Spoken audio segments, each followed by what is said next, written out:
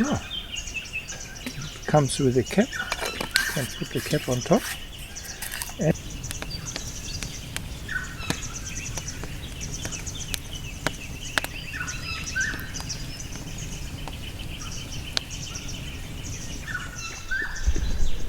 let me give you my winter sleeping bag routine.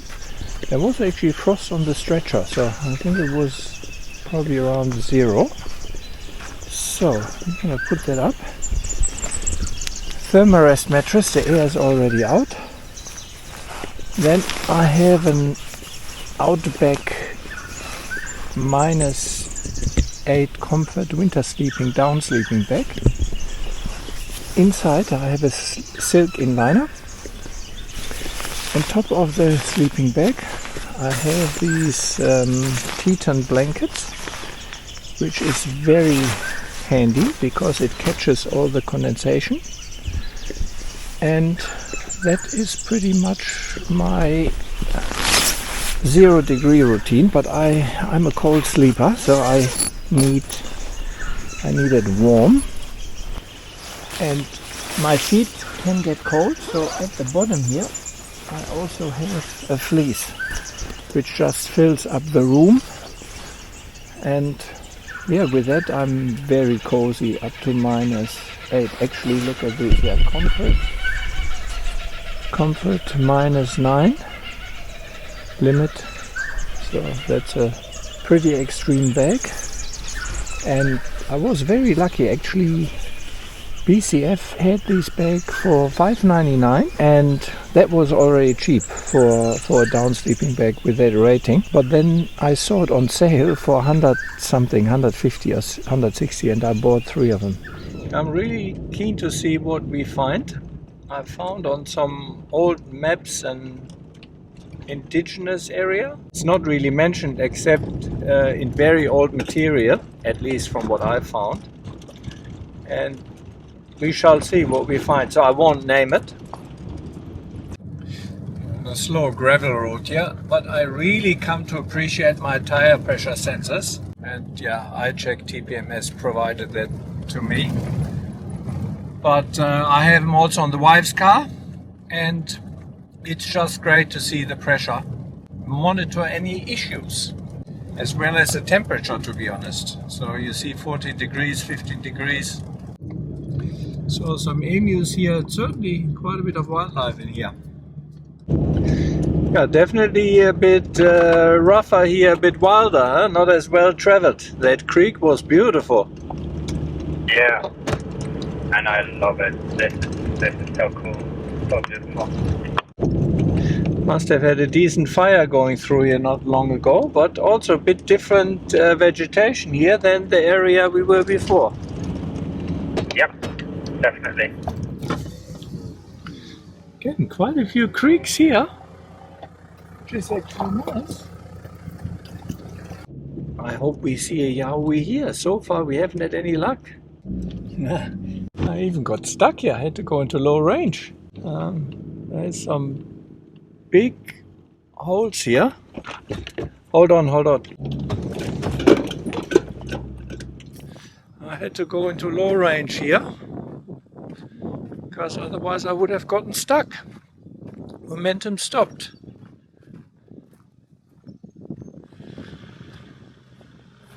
That's where I was.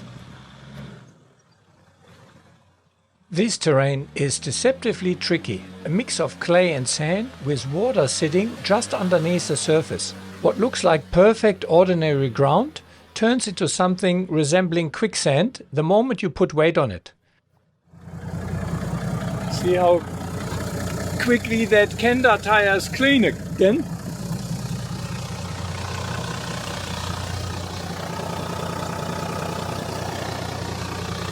So that was just 50 meters driving with a bit more speed, and the tires clear pretty well, as you can see.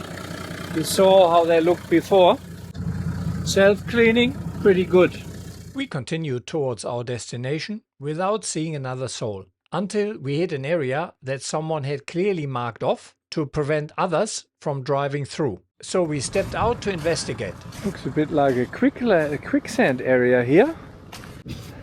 Once you're in there, sometimes you never know how deep that is. You could be just disappearing. Holy shit, yeah. But here on the left is not too bad, so I think that's what we're gonna be taking. For views and drama, it would have been good to remove all the warning sticks and drive straight through the quicksand. It certainly would have provided spectacular footage and more clicks. But if you've been following this channel, you know that's not how I operate. When we get stuck, it's because I've genuinely made a mistake in my risk assessment, not because I'm chasing content. I always make the sensible decision over the dramatic one. Real adventures provide enough genuine challenges without manufacturing them for the camera. A little bit out of my life. My beautiful wife, I married 20 years nearly ago. We always knew that she had indigenous background from her father's side.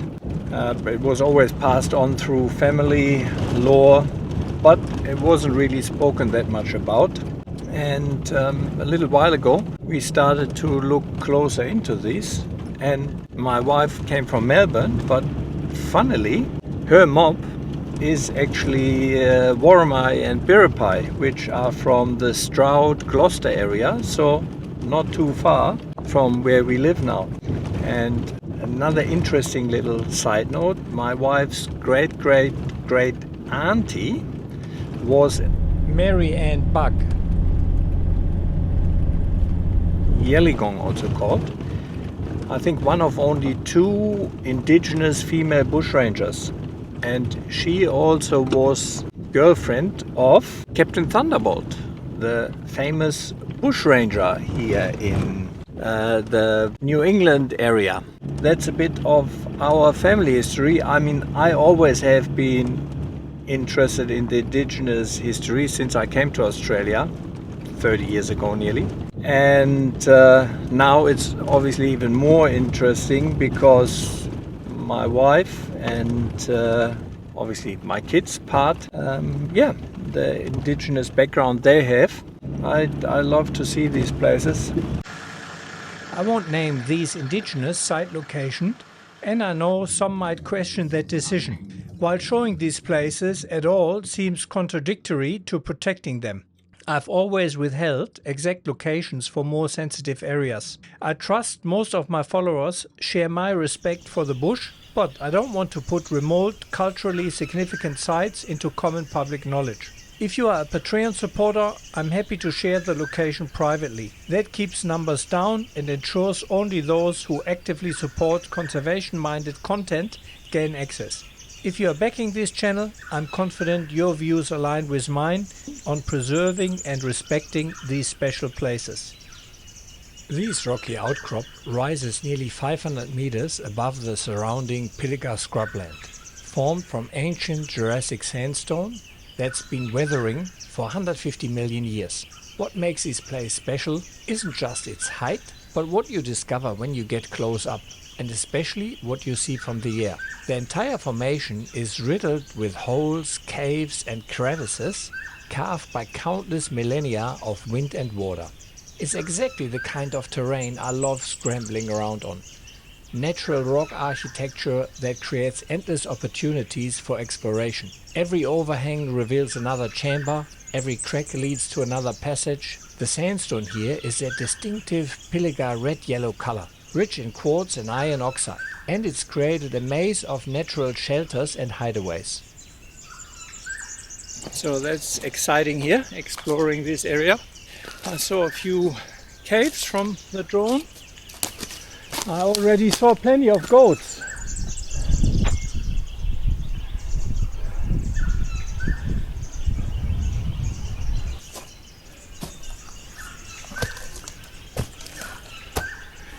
There are people carving here as well, everywhere there's shit. 1925.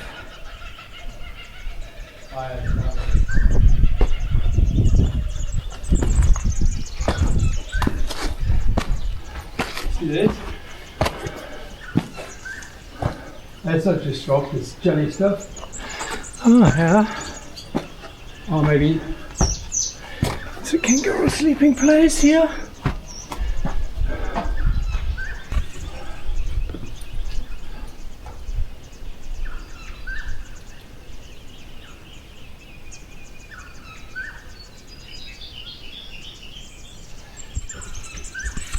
Yeah, you don't want to, I mean, you don't want to be anywhere at the wrong time. But, well, if that comes down, at least you're dead. yeah.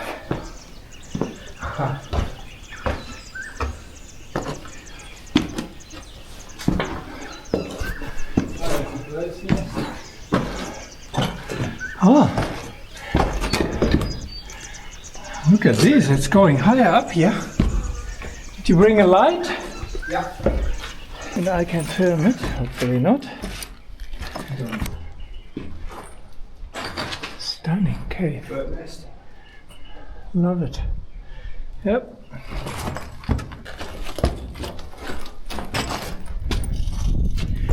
Go ahead. Look at this chasm here. That is like a chute or something, where the whole mountain just cracked open.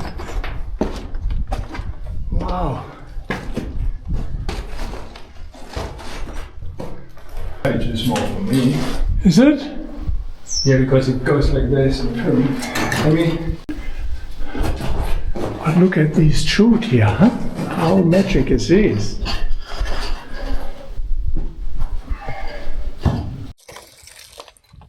This small cave exit would bring me out on the northern side, about 2/3 up the mountain. I was confident we could both squeeze through, but Basti was hesitant and decided to explore more from our original entrance. Once I managed to wriggle through, I was rewarded with a stunning view halfway up the outcrop, looking out over the Pilliga and the valley below. With that kind of vista beckoning, I decided to venture on alone to explore the smaller caves I'd spotted and push for the summit. Oh, just hope I didn't cliff out here somewhere. Wait. That is just stunning, I love it.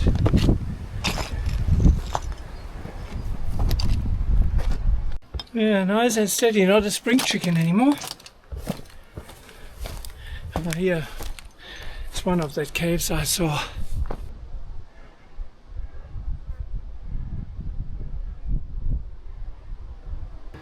Whew, that is certainly a fresh kangaroo den. I rarely seen so much kangaroo scat concentrated in one area, and the smell was pretty intense. And a lot of carvings. They look to be fairly old.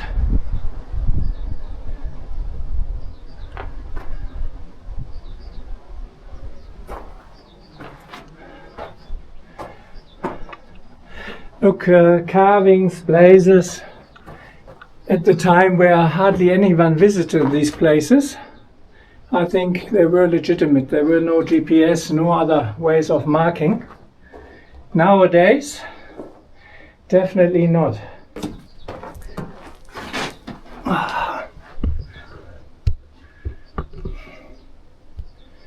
That's definitely one of the favorite sleeping ground of the Roos. But I reckon the indigenous forefathers, at least of my wife, would have at some stage sat here and watched what's going on over the lands. A beautiful look here.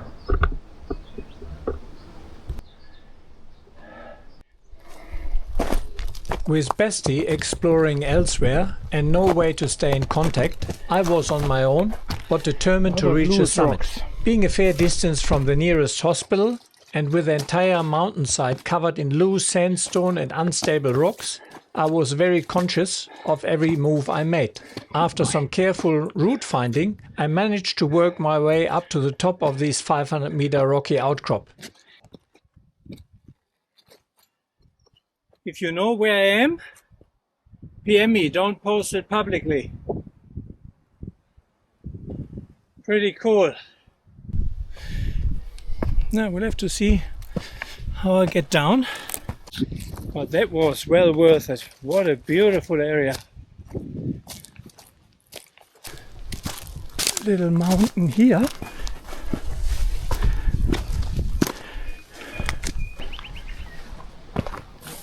Camera zooming for a few minutes. You have errors and then rights and then rules.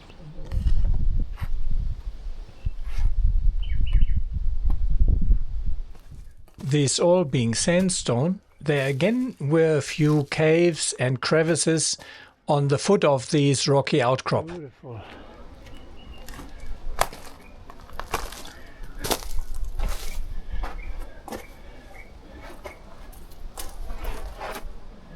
Yeah, carving.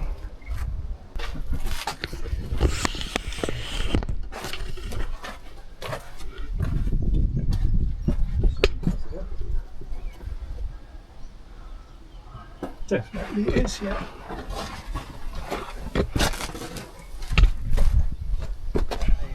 That again was one of my finds. I don't know how I have a knack finding that stuff. Yeah, beautiful area. Oh, I have a tree on the road. Gotta get over there. Now I'm already out, so I can film.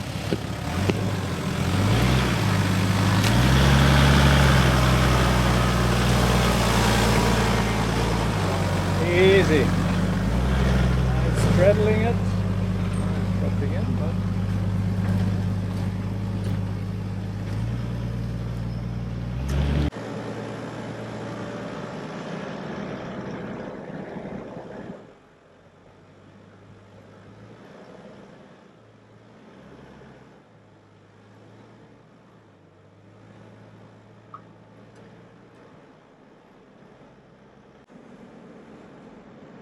that's a wrap for episode 4, but the adventure is far from over.